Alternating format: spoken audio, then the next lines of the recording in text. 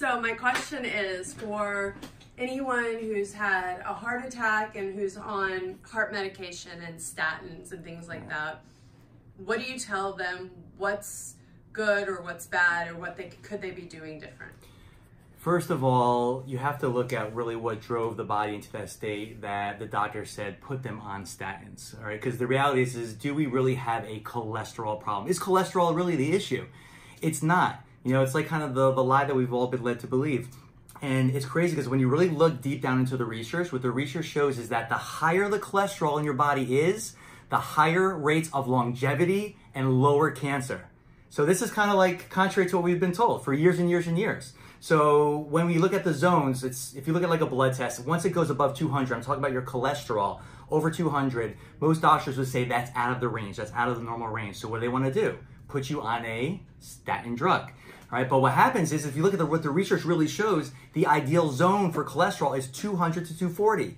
So the very number that they're saying, let's get you on a drug, is the sweet spot for where you need to be. See, cholesterol is not the problem. Cholesterol is actually what protects your cells. You know, when your body is dealing with inflammation, acidity, you gotta think about what acid does from a common sense standpoint. Acid is so corrosive, it could burn a hole through metal. So if that could do that to metal, think about what that's doing inside your gut, to your cardiovascular system, to your brain. So what happens is it's literally acid's burning holes through the blood vessel. So your liver in response does what? It creates cholesterol to go in and plaque up the ulcerations. So now we do a conventional medical test. They see that the LDL, the bad cholesterol, is raised. I'm going to teach you something that it's not bad cholesterol, another lie. So they see the LDL has been raised, and then what do? Again, they put us on a statin drug. But the LDL was made by the liver to go in and plug up the area where the injury was. It just showed up at the scene of the crime. It's the scapegoat. It's not the problem. The issue that caused that is the problem. It's what we did with what we eat, how we think, how we move, or lack thereof. It's the stress in our body that goes into our blood, creates inflammation. Then we get the problem with the blood vessel wall, and the response of the body is to protect it. Do you think the body raises cholesterol just for the sake of raising cholesterol? Do you think that we get high blood pressure for the sake of getting high blood pressure? No, it's like the body or the heart starts to increase the blood pressure to do what? To get oxygen to the body. So if the body's deficient in oxygen, it needs more. The heart produces more by increasing its blood pressure. So most doctors, not all, but most doctors will look at a blood test, or they'll take your blood pressure, they'll say, wait a minute, your blood pressure is too high. Now, don't get me wrong. If you're at the risk of having a stroke, then maybe you need to do something to get that under control. So that's where medicine does its best, crisis care. If I get hit by a bus, don't take me to my wellness center, go to Lenox Hill. But the problem is that these drugs are being way overprescribed, and we're not addressing the true cause, which caused the heart to go up in the first place.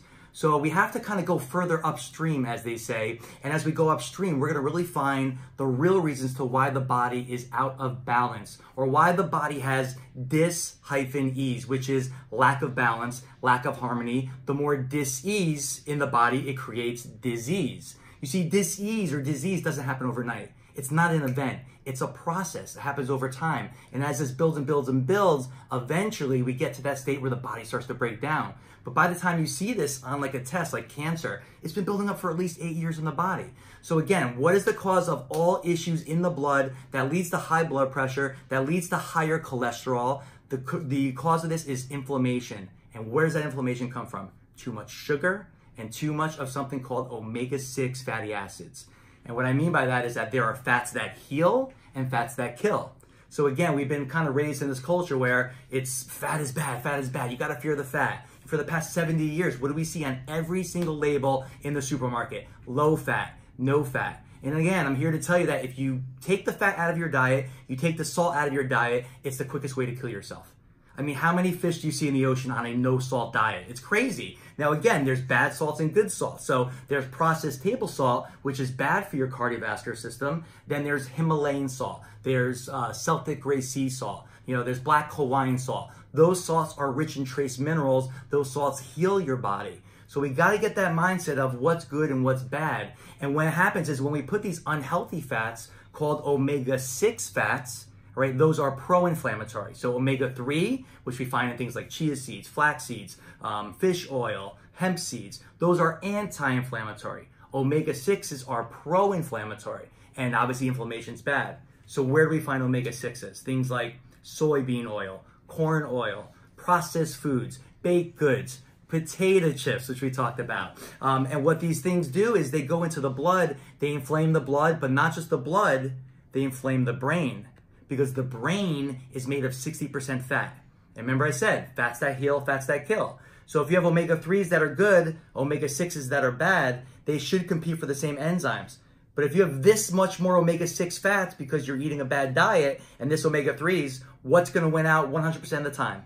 Omega-6s. And because your brain is 60% fat, it hijacks your brain. It literally creates inflammation in your brain. So whether you have ADD as a kid, you can have brain fog, you can have dementia, Parkinson's, Alzheimer's. Okay, Alzheimer's is now the third cause of death in our country, just behind cancer and heart disease. It's crazy. I remember growing up, I didn't even hear of a single case of Alzheimer's. Now the third cause. What's changed? Is it our genes, our genetics? No, a lot of doctors will blame it on that, but our genes haven't changed for 40,000 years. What has changed is the amount of sugar in our diet and the amount of inflammatory foods. And because the brain is 60% fat, these unhealthy fats go up to the brain and they hijack your brain and they basically take over. And then over time, we get things like type 3 diabetes. We've heard of type 2. Type 3, which is what?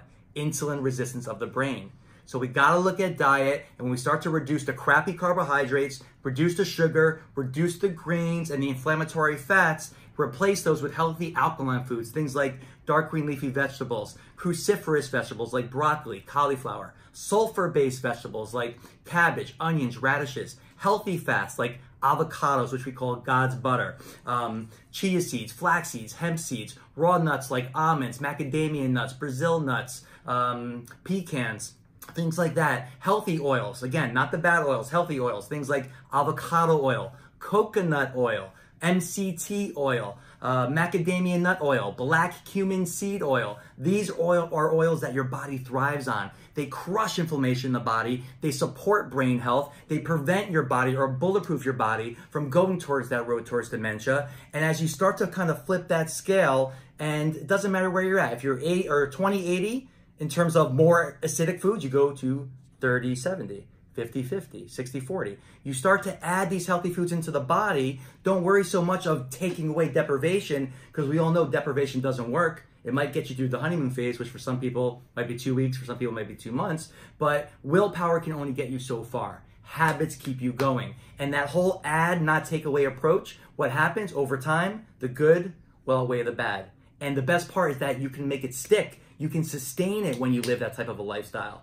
So don't think of taking away, start to add, and before you know it, good outweighs the bad, and you will notice that the symptoms that you're seeing in your life, whether that's low energy, you're overweight, you have bad skin, bad digestion, bad sleep, or it could be a chronic degenerative disease, those things can heal themselves because your body has that power. We all have this innate intelligence in our body. That power that makes the body is the power that heals the body. If I get a cut on my skin, it's not the mercurochrome that's healing you. It's not the Band-Aid. It's that power that made your body. You have that life force in your body. You just got to unleash that power to heal. And when you do that, boom, the body knows exactly what to do. Just give it that chance that it needs.